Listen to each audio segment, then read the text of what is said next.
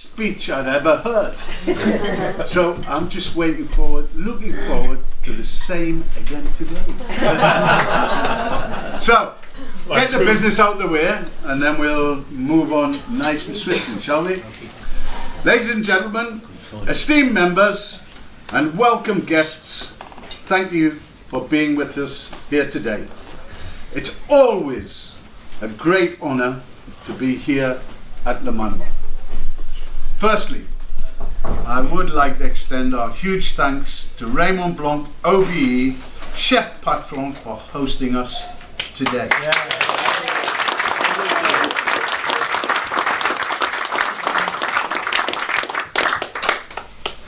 For the truly beautiful... Did you wink at me?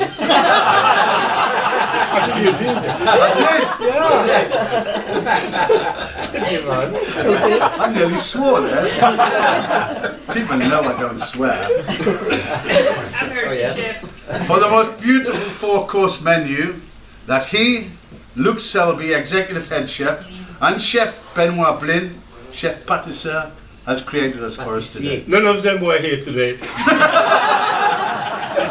Thank you. Let's applaud them.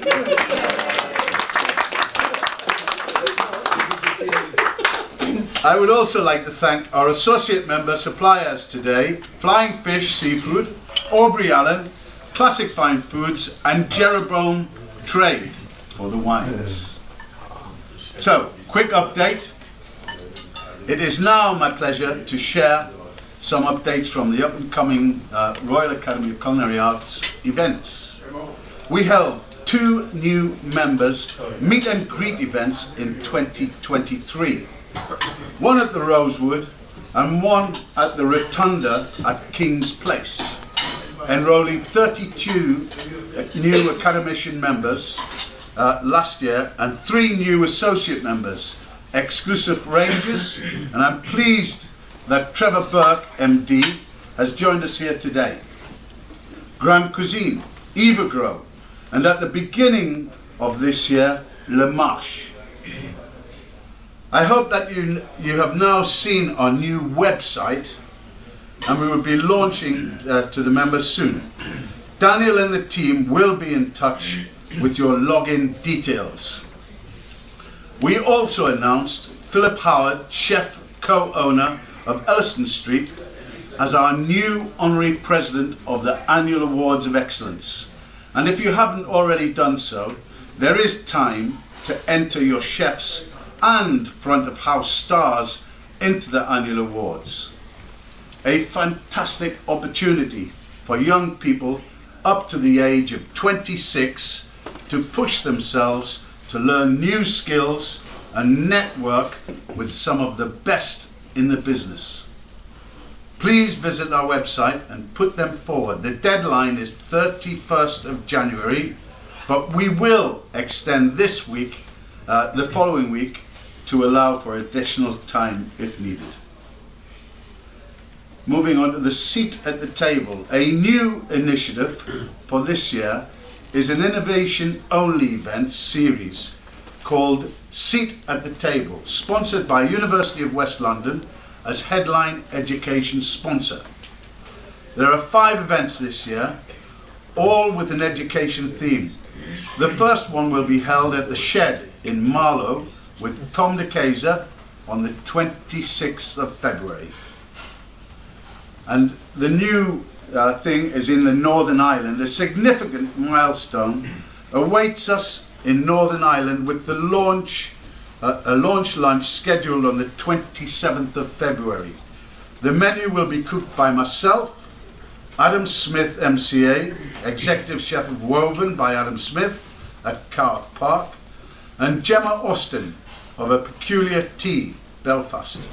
This event marks the beginning of a new partnership with 6 colleges in Northern Ireland: Ulster University, Good Food NI, and Hannon Meats, opening the doors to an exciting new Northern Ireland education network. Another important development within our organisation is the appointment of Neil Rippington as the new Chair of Education Committee and we are eager to embrace a new era of educational excellence under Neil and Lisa Jenkins' stewardship. The Education Committee and some invited academicians will meet for our first Education Summit on the 6th of March. Events moving forward. For those who enjoy a good social gathering, on the 11th of March, we have the Hospitality Leadership Social event aimed at business leaders. The speakers will be discussing leadership and employee engagement and retaining staff and leadership styles. The day includes lunch and dinner and a social element, all for £50. You can book via the website. Please note the friends and members drinks at Harrods on the 19th of March is fully booked, showcasing the strong camaraderie within our community.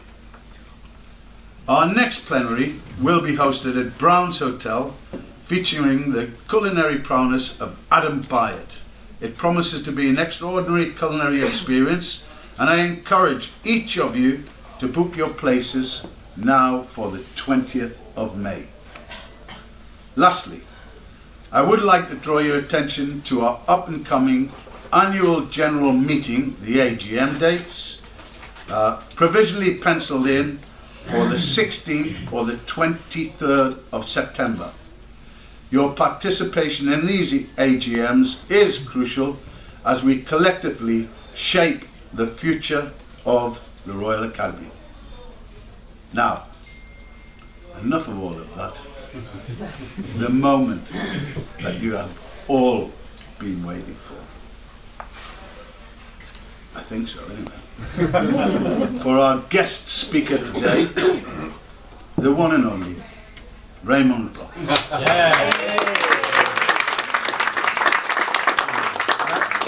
Before he starts, I do really sincerely want to say it is bloody amazing to come here, and the hospitality that you have shown us is amazing. Everyone, thank you.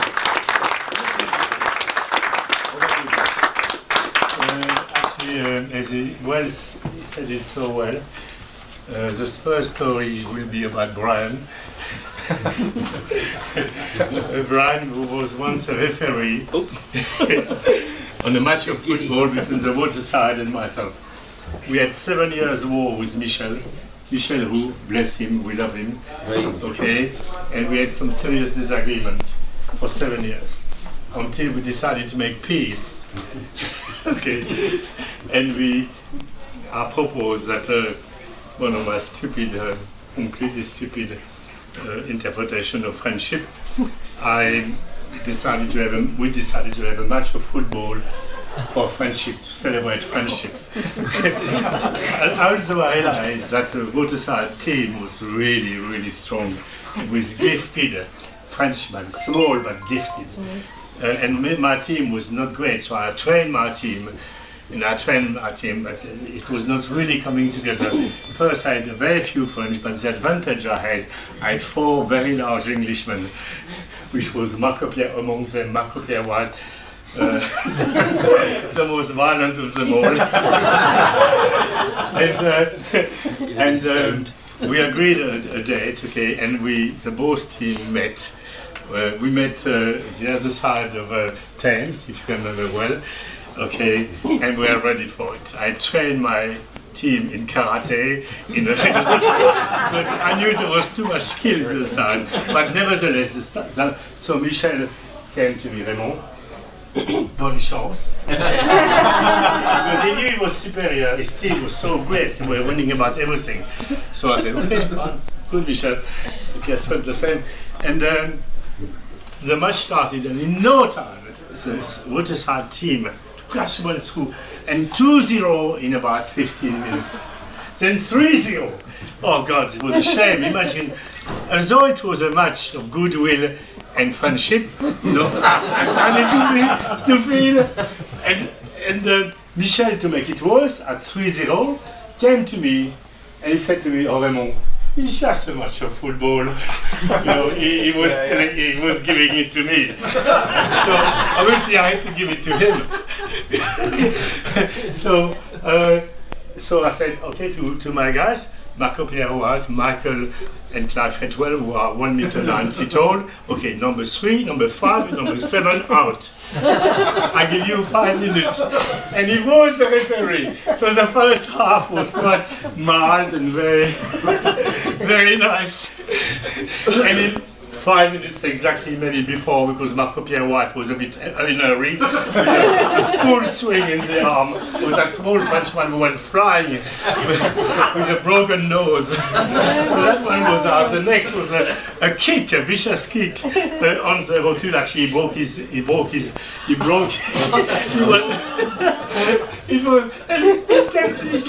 he kept whistling. It was a war turf. It was like Agincourt. I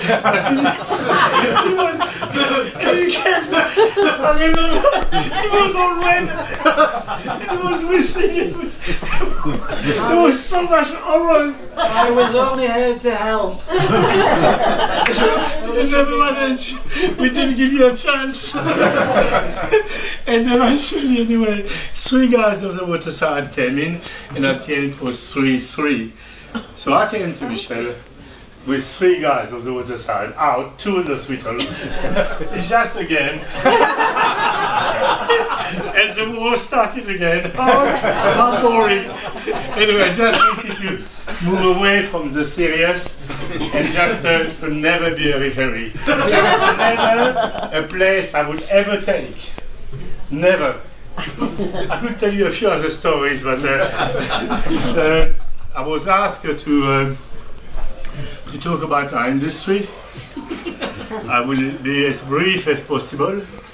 And what really our aims at the Manoir, because after all it's a 40 years old place. Here we're celebrating our 40th anniversary. And it's a big thing, of course. We all know to reach that kind of maturity you are very exhausted and you need to reinvent yourself. But I must say I always had huge aims. I always had an extraordinary team, always, because we know all too well without our team we have absolutely nothing. It's all very well to have a vision, but if you have a vision and nobody to realize it, okay, you out. Okay, and I always, I think we have, for example, 22 departments, and out of these 22 departments, there's 19 who have been minimum 20 years with me. So those guys are the generals, the field marshals. They own the vision, they pass it on to young people, etc. So we have a very, very powerful team of extraordinary people. And what my vision now is theirs. They own it as much as I do myself, and for that I will thank them later for it. We are going to be a bit controversial, because, and I know half of you will disagree, but I believe, especially post-pandemic, that the old had always a lesser understanding of the young. And too often we treated the young as inferior, lack of knowledge, immaturity, and they were, and of course, a bit wounded, because that, besides that post-pandemic issues, when you stay 2 years at home, it created some severe issues, okay, for the young, for the old as well, but for the young even more so. And that means we had to reinvent complete a new form of management, which is formed on empathy, on caring, on support, on training, cross-training, and creating an environment which is entirely different of what it used to be. And we have achieved that at the Manoir. We will be announcing it in about 4 months or so. We are on the kitchen. We are, thanks to Luc Salby and his brothers, and of course my other team as well. We are on 40 hours a week, 3 days off, and 40 hours per week. From 65 hours a week, who we used to be before, we've gone down to 4 days a week, and 45 40 hours a week. I dreamt about it for about 40 years. Because I think our industry is so late. Our industry has never responded properly. You have, so I'm not very good with numbers. We have in many quarters, and in many others we don't. We haven't. What I want to say is, in the past, to be a chef, you had a frontal lobotomy, you had to be a social outcast, an academic failure, and you would be thrown in 6 ponds, and employers would take you, don't train you, don't care for you, and that was it. And for many, many years, our industry has suffered enormously. Yet we are an extraordinary industry. We touch about art, we touch about food, we touch about gardens, we touch about sustainability, we touch about training, cross-training, we touch about beauty, about fashion, about all these extraordinary things. We create environments which are extraordinarily beautiful, run by extraordinarily passionate people. Yet, we are looking for staff. Whilst on television, we have about 7 programs a day or more, talking about food, and yet we are looking for staff. Why? I think we have to look at ourselves.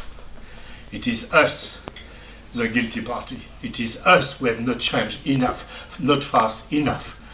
And it's never too late. And I think we have to reinvent completely industry to attract every papa, every mama to send their kids to industry, because it is an extraordinarily beautiful industry. And I said why. And I think that is happening. Definitely we will be ready on all departments. We'll be on 4 days a week and 40 hours. 40 hours. And that I'm happy, because you have 1 break to crash and 2 breaks, 2 days to see your parents, your loved one, etc., girlfriends, etc. Since we have done that in the kitchen, and we nearly finished in the front of our restaurant, and nearly finished in the patisserie, we have 95% retention.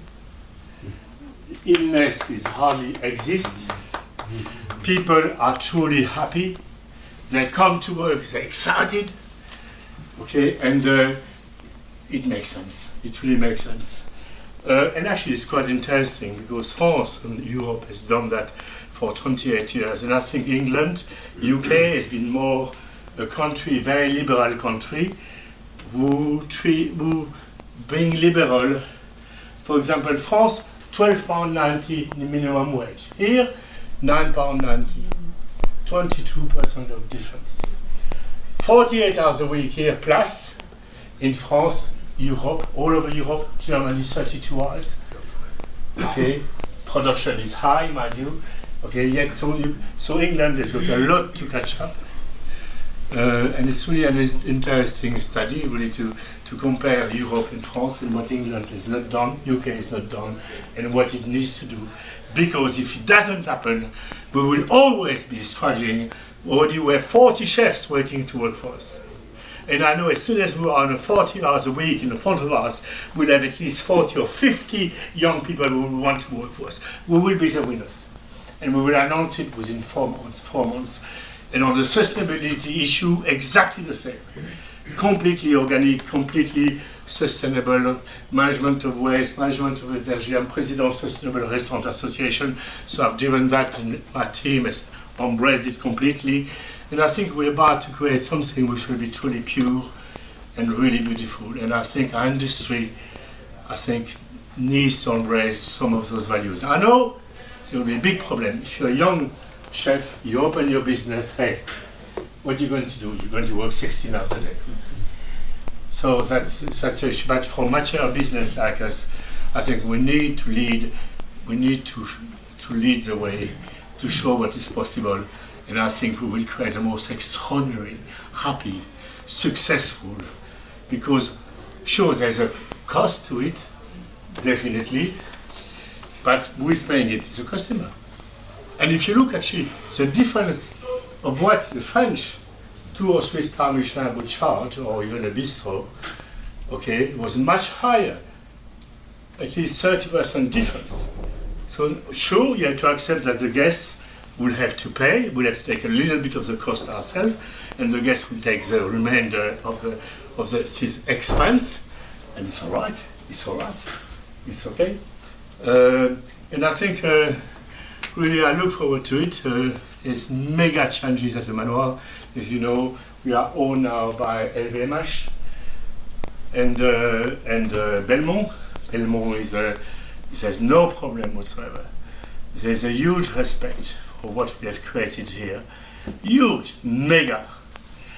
And I'm completely involved in a huge concept which I started to work 7 years ago to prepare the Manoir beyond me. Because we all pass by. We all are fireflies, you know, which is so quick. So it's trying to leave something very beautiful beyond us. That's all. That's what I'm trying to say. But not about ego. It's not about, you know, whatever you call it. It's about leaving something very beautiful beyond yourself. And enrich that culture, make it even better, make that place even more beautiful, more caring, more supportive, more brilliant, give dreams, so that's what we're trying to do. And we have there's a big challenge that will be a Japanese restaurant here, because why? It's very simple. When you have 32 bedrooms, we have with so much food led, we have 1.2 days where the guests stay. It doesn't work. It's not a business. It's a business which is going to die. So we need to enlarge it a little bit and give new experiences to guests, different experiences. And the differences will be a spa, a gala spa, right at the bottom of the garden with a perfume garden in front of it. There will be 7 new gardens, an art school, a raw cookery school. We just finished our first vegetable school, garden school, which is the first in the world in any restaurant or hotel. There will be chicken houses, French, beautiful silvery girls. The girls were so beautiful, silvery breasts.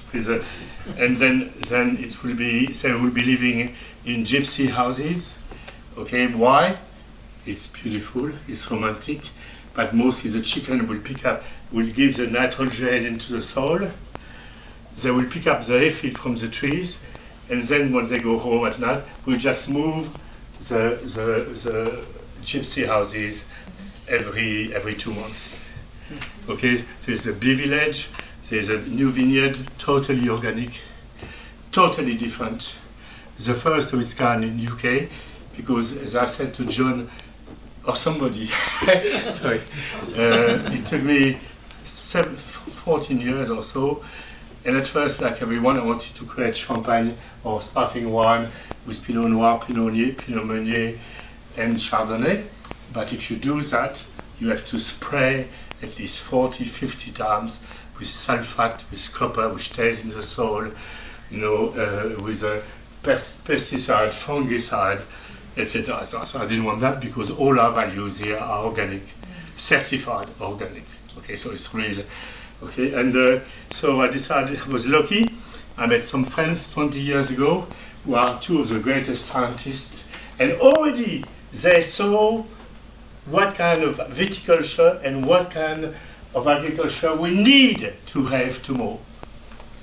And they had worked for 20 years with the Institut de Vin de France to create a new breed of wine.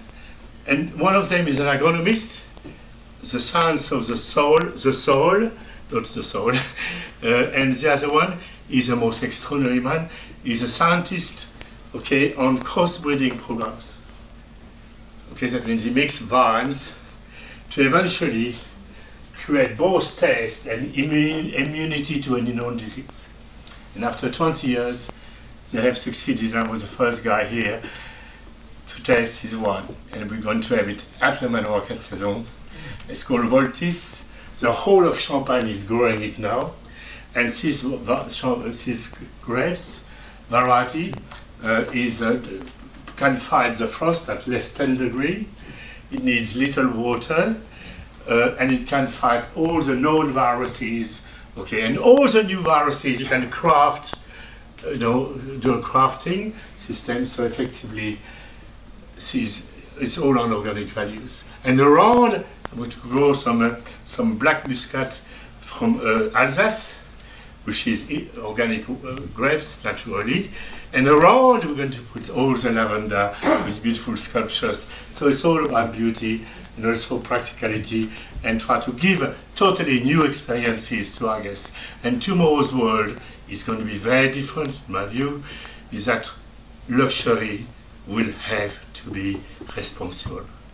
That is irreversible, whether you call Mercedes, Porsche, Dior or LVMH, whatever, Chanel, and your jacket, sir. Your guest will ask you, oh, so that jacket. I like it, that one. We need to know that the coloring can be biodegradable. Okay, everything will change. Everything that we will know. The modern luxury is giving true experiences in the food, from provenance, from sustainability, from etc. All. So it's really an exciting world, because I believe in change. I believe that science is going to help a lot, and we are ready to move on here at the Manoir. And I'm sure most of you are as well. And I hope you enjoy your day. And I would like to wish our beautiful friend Brian good health. Okay. Yeah.